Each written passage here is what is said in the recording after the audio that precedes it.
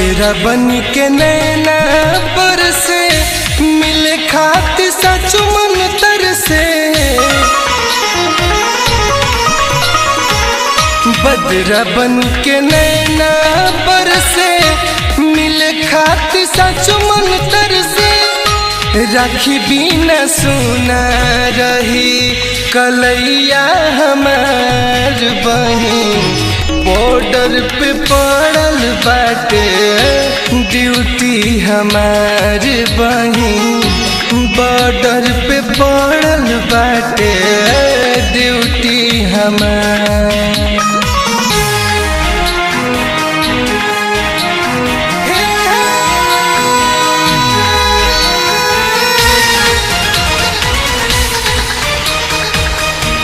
तोहरा राखी बिना सुन रही हाथ हो, बड़ी याद आवे तोहर बचपन के साथ हो। तोहरा राखी बिना सुन रही हाथ हो, बड़ी याद आई तोहर बचपन के साथ हो, बचपन के साथ हो।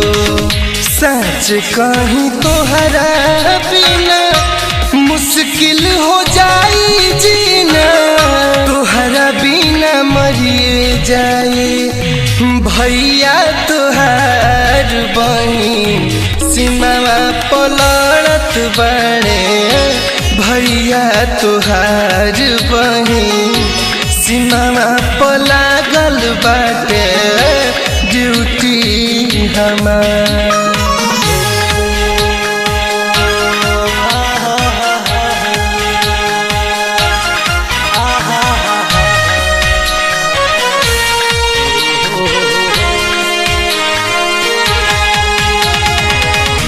मन कर छोड़ दिनो करी आ जाई घर हो, बाकी फौजी हई देश के रहेला फिकीर हो।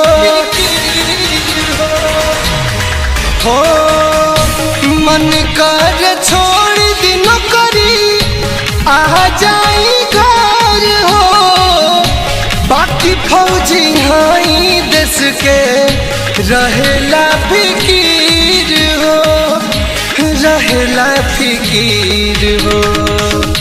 देश खाती जान जाई भाई कुर्बान होई, बहे जानी दिहा अपना आंसुअन के धार बहिन, बॉर्डर पे पड़ल बाटे ड्यूटी हमार बहिन, बॉर्डर पे पड़ल बाटे ड्यूटी हमार।